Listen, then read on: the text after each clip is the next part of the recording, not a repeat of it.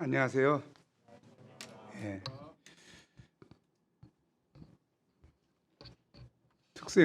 특송 내용이 정말 한 말씀에 생명을 거는 자, 정말 하나님의 말씀을 붙들고 순종하는 자, 그 자를 하나님이 찾으신다. 오늘 말씀의 비유도 똑같은 것 같습니다. 착하고 좋은 마음밭 가진 자를 하나님은 찾으시고 있는 것 같습니다. 우리가 오늘 말씀을 통해서 우리의 마음의 밭을 점검하면 좋겠습니다. 나는 과연 어떤 마음의 밭인가? 그래서 혹시 착하고 좋은 마음밭이 아닌 부분, 그 부분을 장애물들을 걸러내고 뽑아내고 일궈내서 좋은 마음밭이 되어서 30배, 60배, 100배 열매 맺는 저와 여러분이 되기를 간절히 기도합니다. 우리 8장 15절 말씀 함께 읽죠. 시작. 좋은 땅에 있다는 것은 착하고 좋은 마음으로 말씀을 듣고 지키어 인내로 결신하는 자니라. 예수님께서 말씀을 가르치시자 큰 무리가 모여들었습니다. 예수님은 한 비유를 가르치셨습니다. 비유는 우리가 잘 아는 대로 겉에 던진다는 뜻으로 설명하기 어려운 진리를 자연현상이나 재미있는 이야기 또는 일상생활에서 경험할 수 있는 일들에 빗대어서 가르치는 방법이죠. 5절에서 8절을 함께 읽겠습니다. 시작.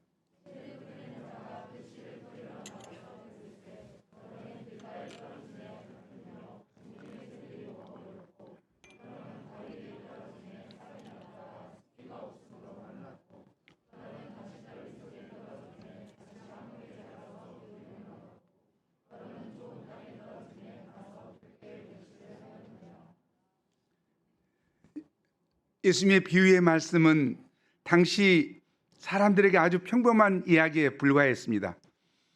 대부분의 사람들은 경치 좋은 바닷가에서 웬 영농 강이냐 하며 가버렸을 것입니다. 예수님이 이 말씀을 맞추시고 들을 귀 있는 자는 들으라 말씀하셨습니다. 이를 볼 때 말씀을 들을 귀가 있고 듣지 못하는 귀가 있음을 알 수 있습니다. 제가 지금 말씀을 전하고 있지만 우리 중에 예배 후에 무엇을 먹을까? 오늘은 뭘 준비했을까? 어디로 놀러 갈까? 딴 생각하고 계신 분도 있을 것입니다. 그런 분은 당연 무슨 말씀을 들었는지도 모르겠지요. 그런데 귀는 장식용으로 안경 걸기로 가지고 있는 것이 아닙니다. 귀의 역할은 잘 듣는 것입니다. 우리는 하나님의 말씀을 들을 때 그 의미를 알고자 하는 간절한 영적 소원을 가지고 들어야 합니다. 지금 내게 주시고자 하시는 하나님의 음성이 그 뜻이 무엇인가를 깊이 생각하며 알고자 하는 소원이 있어야 합니다. 들을 귀를 가진 제자들은 예수님께 그 비유의 뜻이 무엇인가를 물었습니다. 그들은 말씀에 대해 알고자 하는 열망, 영적 소원을 가진 자들입니다. 그들은 예수님의 비유에 담긴 의미가 무엇인지 몹시 궁금했습니다. 예수님은 하나님 나라의 비밀을 아는 것이 이런 제자들에게는 주어졌지만 다른 사람에게는 모든 것을 비유로 하신다고 말씀하십니다. 다른 사람들은 들을 귀가 없는 자들을 말합니다. 그들에게는 비유가 쉽게 알아듣도록 하는 이 비유가 오히려 아는 것을 가로막는 역할을 하게 되어서 결국 하나님 나라의 비밀을 전혀 깨닫지 못하게 됩니다. 예수님은 들을 귀를 가지고 나온 제자들에게 비유의 뜻을 자세히 설명해 주셨습니다. 이 비유에서 씨 뿌리는 자는 예수님을 가리킵니다. 더 나아가 말씀을 전하는 모든 전도자를 가리킵니다. 또한 씨가 떨어진 밭은 말씀을 듣는 사람의 마음을 가리킵니다. 그리고 씨는 하나님의 말씀을 가리킵니다. 씨앗을 생각해 보십시오. 씨앗은 겉보기에는 볼품이 없습니다. 그러나 그 안에는 놀라운 생명력이 깃들어 있고 엄청난 유전 정보가 숨겨져 있습니다. 그래서 씨를 땅에 뿌리면 싹이 나고 자라고 꽃이 피고 열매를 맺습니다. 이처럼 하나님의 말씀 안에는 놀라운 하나님 나라의 비밀이 숨겨져 있습니다. 아무것도 아닌 말씀 같은데 거기에는 하나님 나라의 비밀이 숨겨 있습니다. 아멘. 그 안에는 사람들을 변화시켜 구원과 영생에 이르게 하는 생명력이 있습니다. 그 말씀을 통해서 하나님 나라의 모습을 볼 수 있고 그 말씀을 통해서 하나님 나라의 속성을 알 수 있습니다. 그 말씀을 듣고 마음에 간직하면 그 말씀이 우리 내면에 역사하여 하나님 나라의 속성을 지닌 사람으로 변화되게 됩니다. 그래서 하나님 나라 백성답게 생각하고 말하고 행동하게 됩니다. 그런데 이 말씀의 씨가 꽃이 피고 열매를 맺으려면 어떤 마음밭에 떨어졌는가가 중요합니다. 뭐가 중요하다고요? 말씀의 씨가 어떤 마음밭에 떨어졌는가가 중요하다. 중요하네요, 진짜. 예. 그럼 우리가 어떤 밭이 있는가 한번 살펴보죠. 첫째, 길가와 같은 마음밭. 12절이죠. 우리 함께 읽어보겠습니다. 우리 네 가지 밭을 하는데 나는 어디 밭에 속했는가? 한마디 할 때 자기 밭을 정확하게 이야기하면 좋겠습니다. 시작.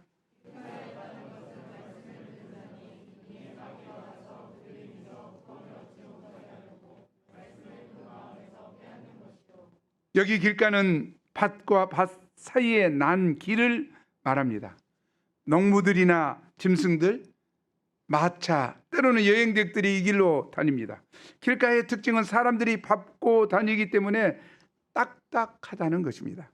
이곳은 씨가 떨어져도 땅속으로 들어갈 수 없습니다.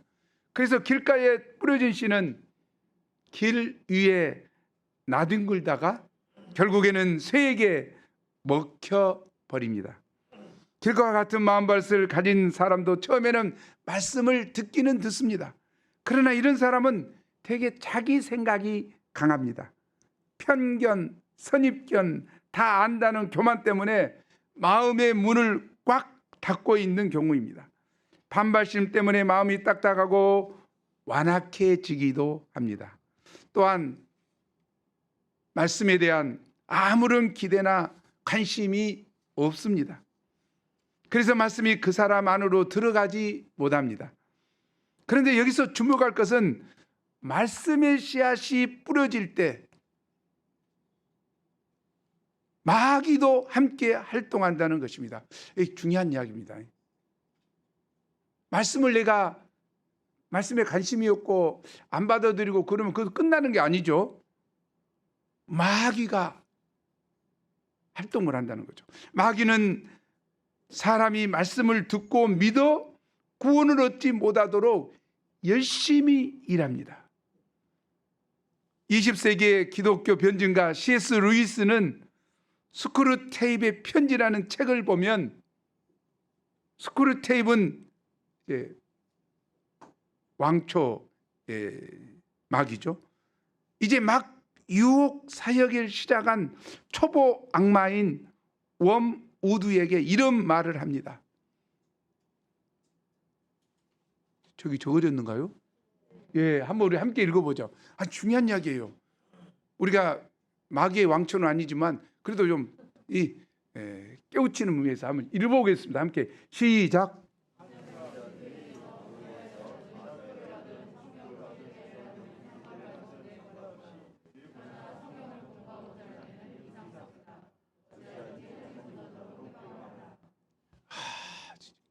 굉장히 중요한 마귀의 가르침이 굉장히 중요하죠.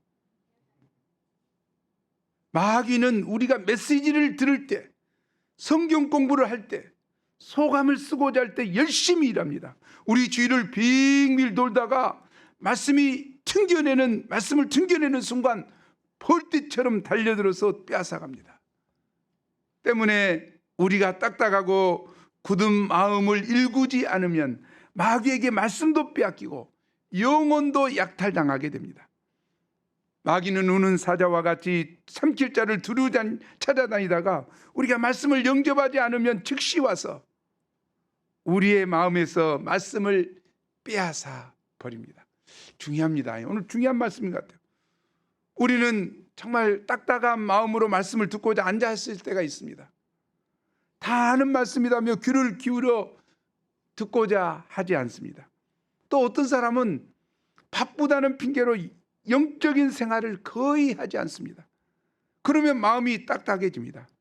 너무 많은 일 때문에 마음의 여유가 없습니다. 말씀이 내 안에 들어올 여지가 없습니다. 분주함이 우리 마음을 길가와 같이 딱딱하게 만듭니다. 우리는 이처럼 딱딱한 마음, 완악한 심령을 회개의 쟁기로 갈아엎어야 합니다. 억지로라도 찬송을 크게 부르고 간절히 기도해서 마음을 부드럽게 해야만 합니다. 에스겔서 36장 26절에 하나님이 약속했죠. 우리 한번 읽어보겠습니다. 시작.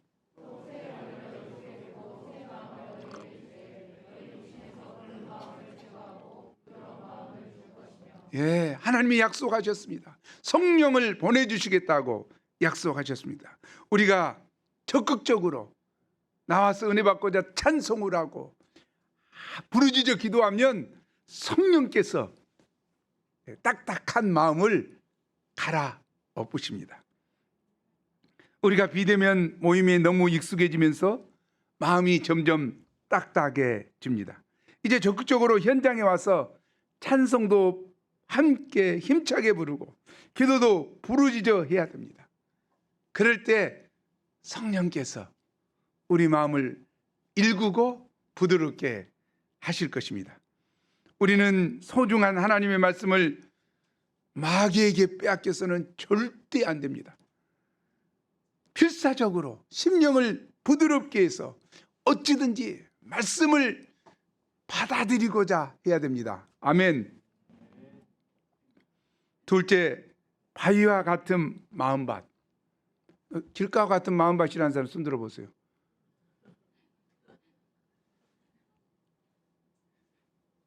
(13절을) 함께 읽겠습니다. 시작.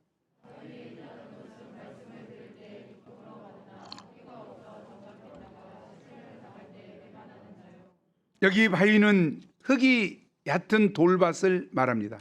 이곳에 떨어진 씨는 흙에 있는 습기를 빨아들여 싹을 냅니다. 그러나 바위 때문에 뿌리를 내릴 수가 없습니다. 햇빛이 내리쬐자 점점 시들어 말라버렸습니다. 그런데 이 마음밭의 좋은 점은 말씀을 들을 때 즉시 기쁨으로 받는다는 것입니다. 말씀에 대한 반응이 아주 빠릅니다. 항상 자기 혼자 다 은혜 받은 것처럼 행동합니다. 그리고 소감을 써서 그냥 목자로 살겠습니다. 아프리카 선교사로 가겠습니다. 나를 보내주셔서 멀찍이 발표합니다. 그러나 이 바위 마음밭의 신자들은 바람과 같이 나타났다가 곧바로 바람과 같이 사라집니다. 이런 신앙을 뭐라고 하죠? 냄비 신앙이라고 하죠. 냄비는 어떻습니까? 불 위에 또 올려놓으면 그냥 팔팔팔 끓다가 냄비 딱 내려오는 순간에 고요 잠잠해지죠. 냄비 신앙이에요. 뚝배기 신앙이 돼야 되는데 서서히 달가지더라도 그냥 오랫동안 뜨거운 이렇게 돼야 되는데, 우리가 말씀을 따라 살고자 하면 반드시 시련이 찾아옵니다. 디모데후서 3장 12절이죠. 이 중요한 말씀이죠. 참 우리가 마음에 새겨놓죠. 시작.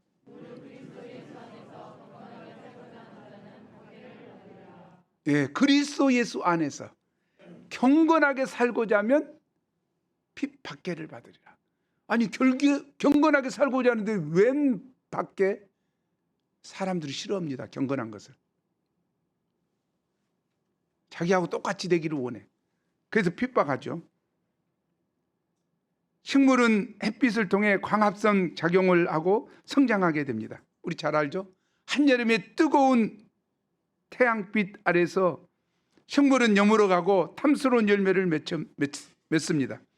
말씀으로 인해 생기는 시련은 이 햇빛과 같아서 우리를 연단하여 더욱 강하게 하며 열매 맺는 사람이 되게 합니다. 역경이나 시련은 신앙이 진짜인가 가짜인가 테스트하는 좋은 기회입니다. 그런데 이 문제는 무엇입니까? 뿌리죠, 뿌리. 식물에게 뿌리가 없으면 햇빛으로 인해서 오히려 말라버리고, 말씀에 뿌리가 없는 사람은 이 식물처럼 환난이나 시련을 받으면 성장하고 열매 맺기보다 도리어 넘어지게 됩니다. 시련의 때에 믿음도 말라버리고 은혜도 말라버립니다. 그 마음에 말씀의 뿌리가 심겨져 있지 않기 때문에 시련의 때에 말씀이 생각나지 않고 자기 생각과 감정대로 행하다가 믿음을 저버리게 됩니다. 우리가 말씀의 은혜를 많이 받습니다. 일용할 양식 말씀을 통해서 은혜 받고, 오늘 주일 말씀을 통해서도 은혜 받고, 수요 예배 말씀을 통해서도 은혜 받고, 은혜 받는데 은혜 받는 데서 멈추면 되지 않죠. 은혜를 감당하고자 해야 되죠. 감당한다는 것이 무엇입니까? 받은 말씀을 심령에 새기는 것이죠. 뿌리를 내리도록 하는 것이죠. 우리는 정말 주일 말씀을 듣고 수요 예배 때 또 소감도 듣고 금요일 심야기도 때 또 소감 듣고 얼마든지 말씀을 들을 수 있는, 자기가 또 소감 쓰고 그러면 말씀을 새길 수 있는 기회가 충분해요. 그런데 그런 것을 진실한 마음으로 하고 말씀을 심령에 새기지 않으면 말씀의 뿌리가 내리지 않죠. 삶의 변화가 없어지죠. 왜 이렇게 뿌리가 이 돌밭은 내리지 못할까요? 그것은 흙 아래 돌이 있기 때문이죠. 돌이 있기 때문에 뿌리를 내릴 수가 없습니다. 즉 말씀을 더 깊이 받아들이다가는 회개해야 되겠구나, 가치관을 바꿔야 되겠구나, 헌신도 해야 되고, 이러다가 선교사로 나가게 됐네, 여기까지만 받아들이랴 하고 넘지 못할 선을 자기 나름대로 그어버립니다. 이 이상 말씀을 받아들이지 않고자요. 이들은 말씀은 공부하지만 그 마음 밑바닥에 절대 버리기 싫어하는 욕심과 자기 꿈이 도사리고 있습니다. 또는 절대 회개하지 않고자 하는 남모르는 숨은 죄가 있습니다. 그래서 말씀이 조금 더 역사하거나 말씀 때문에 어려움이 생기면 기다렸다는 듯이 불평하며 떠나버립니다. 우리 이런 자들 많이 보죠. 예수님의 제자들도 동일했습니다. 예수님의 제자들은 다윗 왕궁과 같은 정치적인 메시아, 지상 메시아의 꿈이 있었습니다. 그것을 갖고 있으니까 예수님이 말씀하시니까 반발했죠. 세상 권세자들처럼 높은 위치에 앉아서 군림하고자 하는 인간적인 야심도 있었습니다. 그래서 자기 부인, 자기 십자가와 같은 부담이 되는 말씀을 받아들이지 않고 반발했습니다. 섬기는 종 예수님, 고난의 메시아를 받아들일 수가 없었습니다. 그러다가 어쩌습니까? 십자가 지실 때 군병들에게 아무 저항도 안 하시고 체포당하실 때 충격을 받고 두려움에 사로잡혀 도망갔죠. 그러나 예수님은 이런 제자들과 함께 하시며 때론 책망하셨죠. 그래서 그냥 바위를 뽑아내듯이 책망하시고 끊임없이 말씀을 가르치시고 부활신앙을 심으시고, 그럴 때 과연 그들이 돌이켰죠. 회개하고 돌이키고 예수님의 말씀을 영접했을 때 변화된 거예요. 사도행전에 사도들이 된 거죠. 엄청난 역사를 이뤘지 않습니까? 그러나 제자 중에 한 사람 누구죠? 가룟 유다. 가룟 유다는 어떤 사람입니까? 돈에 대한 탐욕에 큰 바위가 있었습니다. 그동안 많은 말씀을 들었지만 한 말씀도 그는 그의 마음밭에 심지 않았어요. 뿌리를 내리지 않았어요. 그는 선교사업부 동교에서 돈을 훔쳐가는 도둑질을 습관적으로 했습니다. 예수님이 지적하셨죠. 예수님이 지적하시니까 반발하고 영접하지 않았어요. 회개하지 않았어요. 그럴 때 어떻게 됐습니까? 가난하게 사시며 종처럼 섬기시고 고난의 길을 가시는 예수님을 따를 수 없어서 결국 스승인 예수님을 종교 지도자들에게 은 30에 팔아먹는 배은망덕한 짓으로 예수님을 배반했습니다. 결국 결실하지 못하고 말라 죽었습니다. 이처럼 우리가 말씀의 뿌리가 얕은가, 뿌리가 깊은 사람인가 하는 것은 평소에는 잘 알 수 없습니다. 겉모양 가지고는 알 수 없습니다. 그러나 환난이나 시련이 있을 때 여지없이 드러납니다. 우리가 말씀을 통해 숨겨놓은 바위가 드러날 때, 이게 참 중요한 것 같아요. 그것을 인정하고 깨트려 버릴 때 말씀에 뿌리를 내리고 고목으로 자라서 마침내 열매를 맺을 수 있습니다. 깨트리기가 쉽지 않죠. 드러내기가 쉽지 않죠. 그러나 우리가 드러낼 때 뿌리가 깊이 바뀌게 되고 거목으로 성장하게 됩니다. 셋째, 가시떨기와 같은 마음밭입니다. 돌밭 있습니까? 네. 정말 자기 마음밭을 지금 점검해야 돼요. 아직도 2개 밭이 더 남았습니다. 14절을 함께 읽죠. 시작.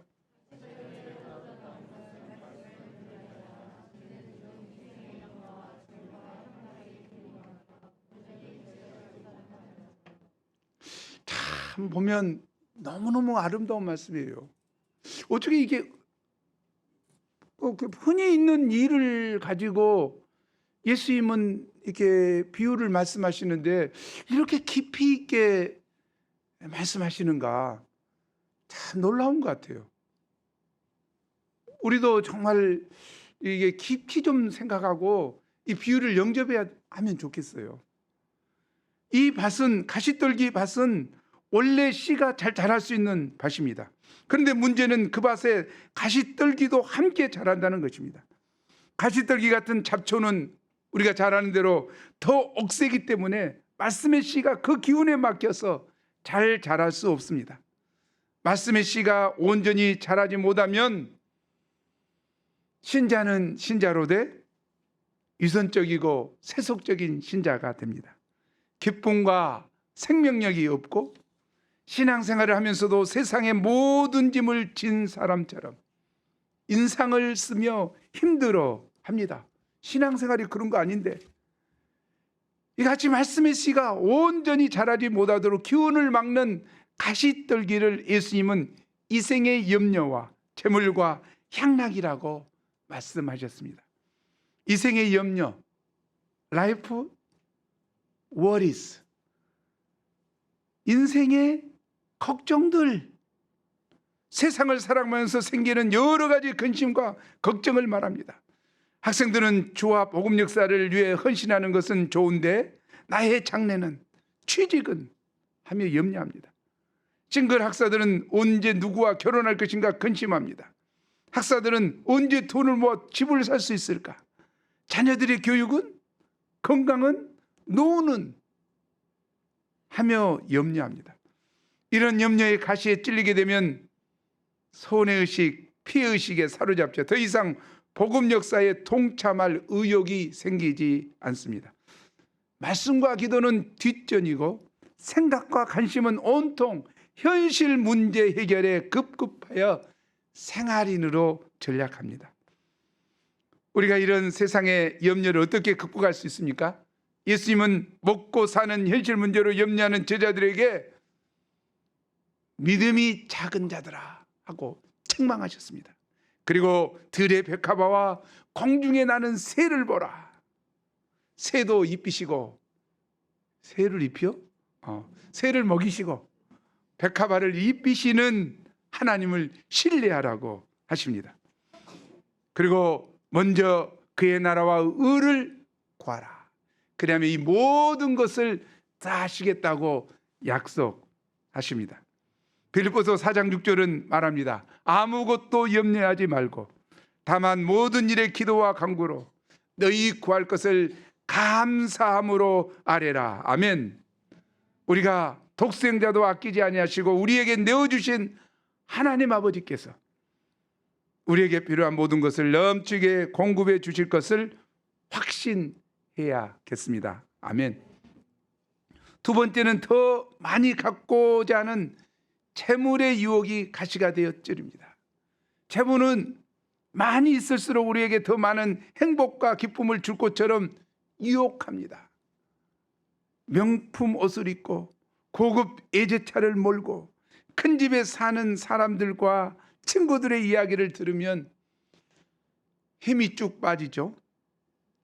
그러나 재물은 반드시 있어야 하지만 이것을 모으는 데만 인생의 목적과 소망을 두게 되면 하늘로부터 오는 참된 소망과 영적 기쁨을 얻을 수 없습니다. 이런 욕심에 사로잡히면 부동산이나 주식, 코인에서 어디 한방, 어디 한탕 떼돈을 벌 궁리만 하게 되고 돈이 안 되는 말씀 공부는 점점 소홀히 여기게 됩니다. 그러잖아요. 그래서 사도 바울은 디모데전서 6장 9절 10절에서 돈을 탐하는 자의 위험성을 경고하십니다. 우리 마음으로 좀 받으면 좋아요. 사도 바울의 경고를 마음에 받으면 좋겠습니다. 함께 읽죠. 시작.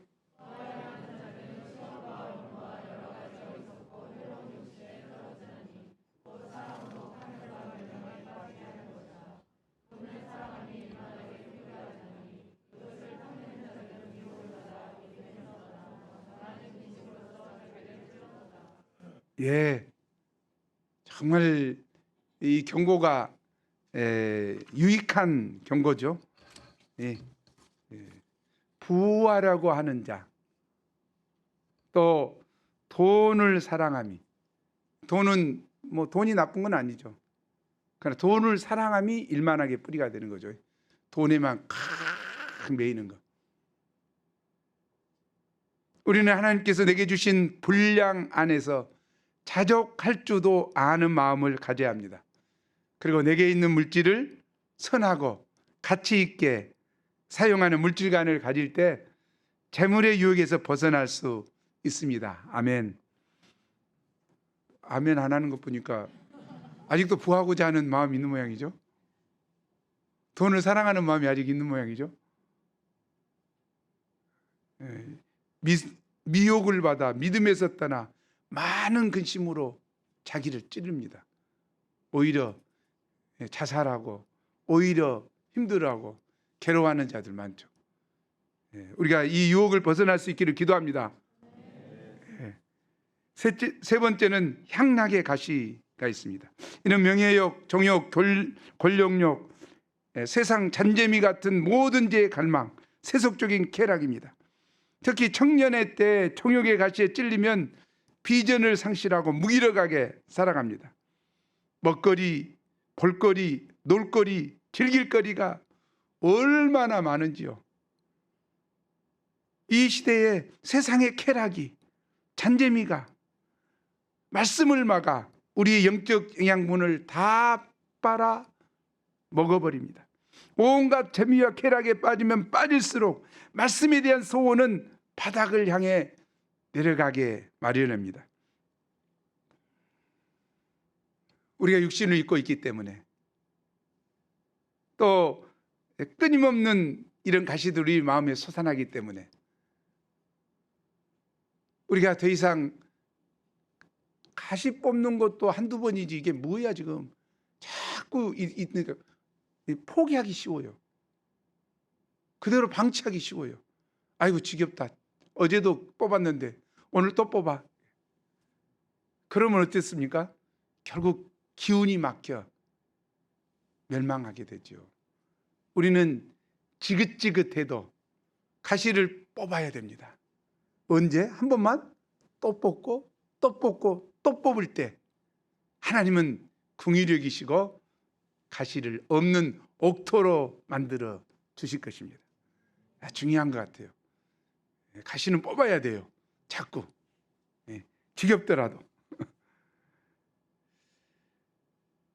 그래서 우리가 가시를 자꾸 뽑음으로 영혼 없는 성공 공부를 하지 않고 영혼 없는 예배를 드리지 않는 자 되길 기도합니다. 가시에게 다 기운을 빼앗겨서 영혼 없는 예배, 영혼 없는 성경 공부, 영혼 없는 삶을 사는 죄악이 되지 않도록 유혹의 가시를 뽑는 저와 여러분이 되기를 기도합니다. 넷째, 좋은 땅과 같은 마음밭. 15절이죠. 우리 함께 읽겠습니다. 시작.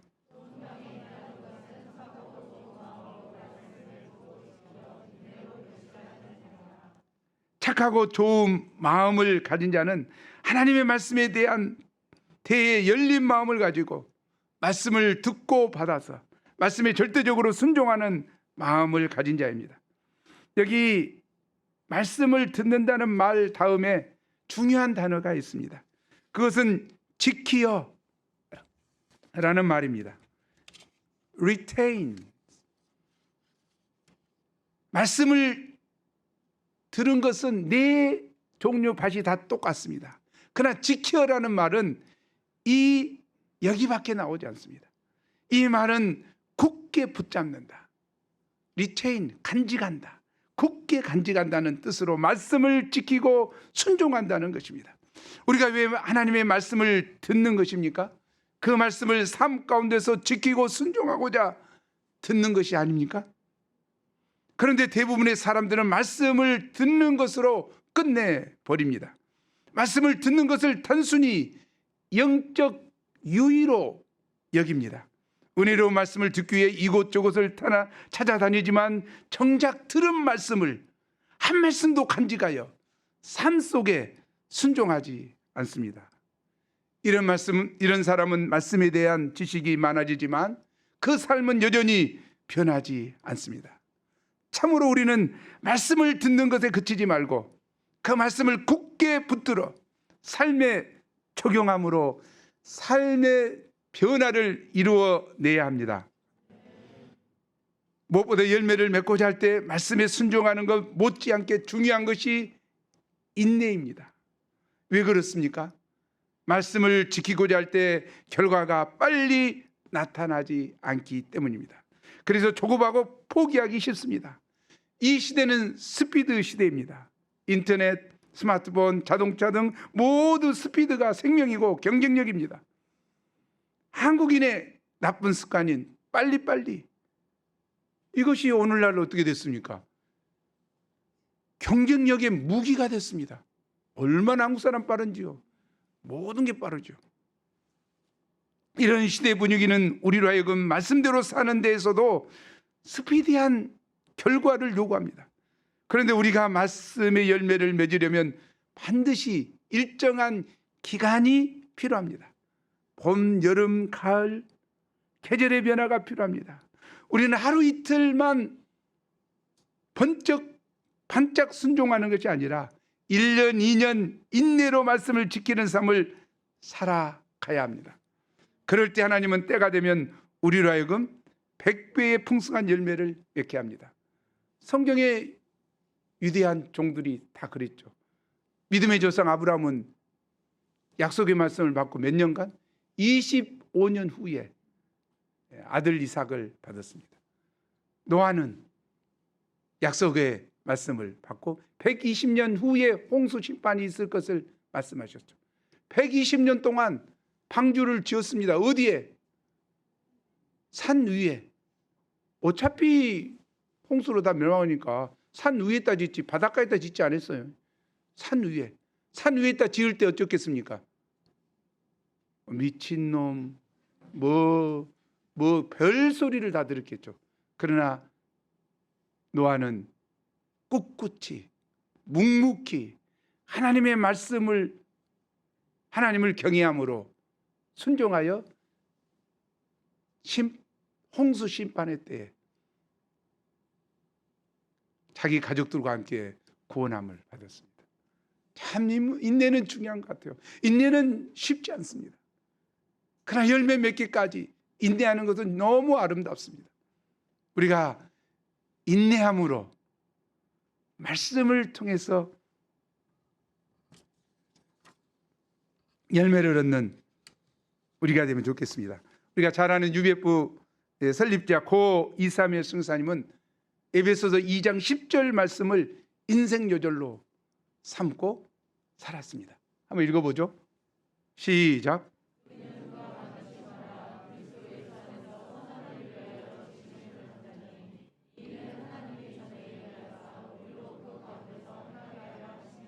예, 그리스도 예수 안에서 선한 일을 위하여 지으심을 받은 자. 예수 그리스도 안에서 내가 선한 일을 위하여 지으심을 받았구나. 그리고 선한 일을 위하여 온 힘을 다해서 살았습니다. 하드워킹, 하드스터딩. 제가 93년도에 갔을 때 계속 들은 것이 그거예요. 하드워킹, 하드스터디. 저한테도 계속해서 강조. 하드워킹, 하드스터디 했을 때 오늘날 놀라운 일이 벌어진 거죠. 우리 모두도 인내가 쉽지 않습니다. 그러나 하나님의 말씀을 연요절로 받았던 말씀을 지키되 내 인생의 요절 말씀을 지키되 꼭 잡고 어떤 경우에도 그 말씀에 순종하는 자가 되어야 됩니다. 항상 기뻐하라. 쉬지 말고 기도하라. 범사에 감사하라. 이는 그리스도 예수 안에서 너희를 향하신 하나님의 뜻이니라. 이 귀한 말씀을 받았다면 정말로 평생 기뻐하고 정말 기도하고 감사할 때 하나님의 놀라운 우리를 향한 뜻이 이루어질 것입니다. 기적이 일어날 것입니다. 기적은 다른 데 있지 않아요. 우리가 하나님의 말씀을 심령 깊이 영접하고 그 말씀에 순종할 때 그곳에 기적이 일어납니다. 오늘 말씀에서는 100배 결실한다고 했습니다. 우리 18절 말씀을 함께 읽겠습니다. 시작.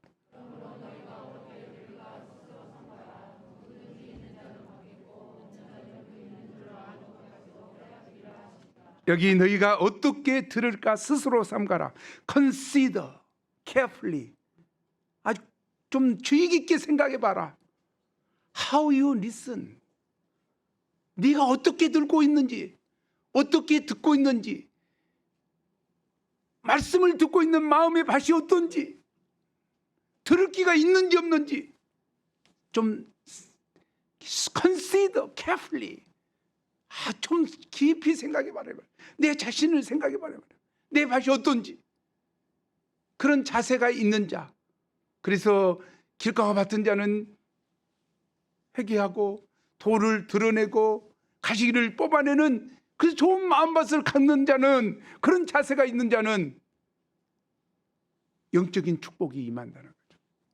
무릇 있는 자는 더 받겠고 무릇 없는 자는, 그런 자세가 없는 자는, 나는 길가봐여도 좋아, 나는 돌밭이어도 좋아, 나는 뭐 가시떨기밭이어도 좋아, 아무렇지 않아 하는 자는 그 있는 것조차도 빼앗기리라. 영원한 멸망에 빠지게 된다는 것이죠. 우리가 우리 마음을 점검합시다. 나는 과연 어떤 마음맛인지, 어떤 자세로 하나님의 말씀을 대하고 듣고 있는지. 예수님은 한 걸음 더 나아가 21절에서 우리에게 말씀하십니다. 우리 함께 읽겠습니다. 시작.